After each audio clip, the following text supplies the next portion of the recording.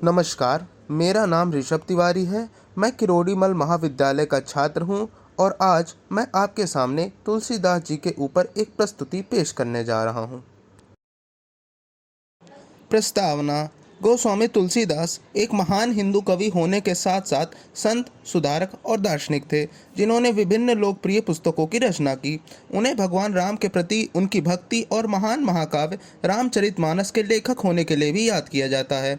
उन्हें हमेशा वाल्मीकि, संस्कृत में रामायण और हनुमान चालीसा के मूल रचयिता के अवतार के रूप में सराहा गया।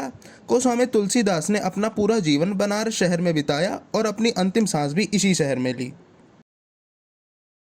जीवन परिचय। तुलसीदास का जन्म श्रावण माह जुलाई या अगस्त के 7वें दिन शुक्ल पक्ष में हुआ था। उनका जन्म स्थान यूपी में यमुना नदी के तट पर राजापुर में पहचाना जाता है। उनके माता पिता का नाम हुलसी और आत्माराम दुबे है। कुछ विद्वानों के अनुसार उनका जन्म विक्रमी संवत 1532 में हुआ था। उन्होंने अपना जीवन लगभग 126 वर्ष तक जिया। एक पौराणिक कथा के अनुसार तुलसीदास को इस संसार में आने में 12 महीने लगे। तब तक वे अपने माँ के गर्भ में थे। जन्म से उनके 32 दांत थे और वह 5 साल के लड़के जैसे दिखते थे। जन्म के बाद वे रोने के बजाय राम नाम का जाप करने लगे, इसलिए उनका नाम राम बोला पड़ा। उनके जन्म के बाद चौथी रात को उनके पिता का निधन हो गया। चुनिया। उनकी माता हुलसी की दासी तुलसीदास को अपने नगर हरिपुर ले आई और उनकी देखभाल करने लगी। मात्र 5.5 साल तक उनकी देखभाल करने के बाद उसकी मृत्यु हो गई। उस घटना के बाद राम भोला एक गरीब अनाथ के रूप में रहने लगा और घर घर जाकर भिक्षा मांगता था। राम भोला को विरक्त दीक्षा दी गई और उन्हें नया नाम तुलसीदास मिला। जब वे मात्र 7 वर्ष के थे तब उनका उपनयन नरहरिदास द्वारा अयोध्या में किया गया था। उन्होंने अपनी पहली शिक्षा अयोध्या में शुरू की। जब वह केवल 15-16 वर्ष के थे तब वे पवित्र शहर वाराणसी आए और वाराणसी के पंचगंगा घाट पर अपने गुरु शेष सनातन से संस्कृत व्याकरण, हिंदू साहित्य और दर्शन, 4 वेद, 6 वेदांग और ज्योतिष का ज्ञान प्राप्त किया।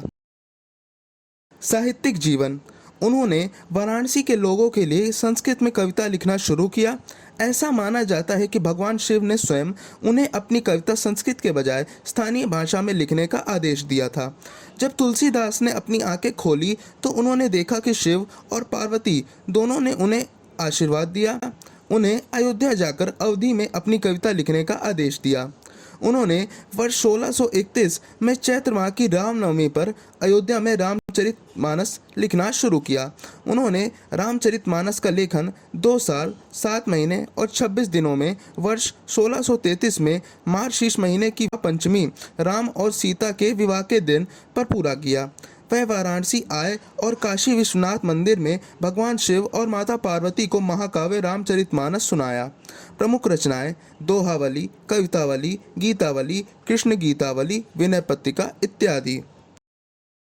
तुलसीदास के पद। तुलसीदास के मानव मूल्यों के ऊपर विचार उनकी पद्य रचनाओं से समझे जा सकते हैं। दया धर्म का मूल है, पाप मूल अभिमान, तुलसी दया न छाड़िए, जब लग घट में प्राण। अर्थात तुलसीदास के इस दोहे का अर्थ है कि दया धर्म भावना से निकलती है, लेकिन घमंड केवल पाप को जन्म देता है। इसलिए जब तक हमारे शरीर में प्राण है तब तक हमें अपनी दया भावना नहीं छोड़नी चाहिए। तुलसी साथी विपत्ति के, विद्या विनय विवेक, साहस सुकृत सुसत्यव्रत, राम भरोसो एक। अर्थात इस दोहे का अर्थ है कि हमारी बुद्धि, अच्छा विचार, विवेक, अंदर का साहस, अच्छे काम, हमारे आचरण और भगवान का नाम, ये सब हमारा बुरे वक्त के समय हमेशा साथ देते हैं। दर्शन और शिक्षाएं। यह तुलसी की भारतीय जनसाधारण की समझ का नतीजा ही है कि उनकी राम कथा न केवल संपूर्ण उत्तर भारत की स्मृति में है, बल्कि यह उसके आचार विचार में सदियों से संस्कार की तरह शामिल भी है। भारतीय जनसाधारण आज भी इस कथा अने अनजाने जीता और बरतता है। तुलसी की राम कथा केवल परंपरा से आती राम कथा नहीं है, यह उत्तर भारतीय समाज के ऐतिहासिक और सामाजिक सांस्कृतिक ज़रूरतों के अनुसार नए सिरे से गढ़ा गया आख्यान है। तुलसी का दर्शन आध्यात्मिक मुक्ति प्राप्त करने के मार्ग के रूप में भक्ति या भक्ति के अवधारणा के इर्द गिर्द घूमता है। उन्होंने प्रेम और विनम्रता के साथ स्वयं को परमात्मा के प्रति समर्पित करने की आवश्यकता पर बल दिया।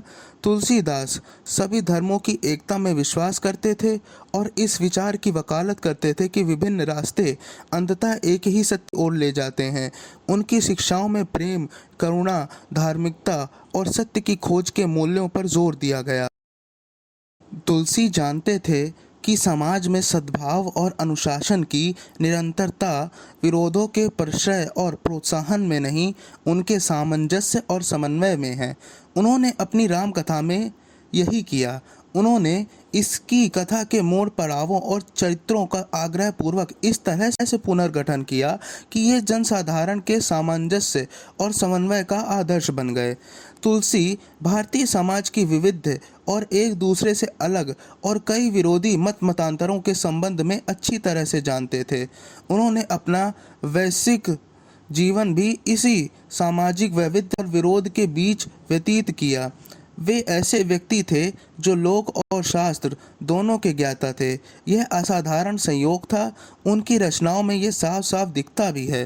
रामचरितमानस ऐसी रचना है जिसमें धुर विरोधी तत्वों को एक दूसरे में साफ घुलते मिलते देखा जा सकता है। तुलसीदास के समय सांप्रदायिक मतमतांतर अपने चरम पर थे और कहीं कहीं उनमें पारस्परिक संघर्ष और प्रतिद्वंद्विता का भाव भी था। रामचरितमानस में जगह जगह इस विरोध का परिहार और शमन है। शैवों और वैष्णवों की प्रतिद्वंद्विता और विरोध का परिहास रामचरितमानस में एकाधिक स्थानों पर है। तुलसीदास के योगदान ने भारतीय संस्कृति और समाज पर अमिट छाप छोड़ी। रामचरितमानस आज भी व्यापक रूप से पूजनीय है और लाखों भक्तों के लिए मार्गदर्शक ग्रंथ भी माना जाता है। तुलसीदास के लेखन ने हिंदी साहित्य पर गहरा प्रभाव डाला है, भाषा को आकार दिया है और कवियों और लेखकों की पीढ़ियों को प्रेरित किया है। तुलसीदास का जीवन और शिक्षाएं लोगों को एक सदाचारी और समर्पित जीवन जीने, प्रेम, करुणा और धार्मिकता का संदेश फैलाने के लिए प्रेरित करती रहती हैं। इस प्रस्तुति के द्वारा आज हमने तुलसीदास के बारे में जाना, अतः इस प्रस्तुति को समाप्त करते हैं। धन्यवाद।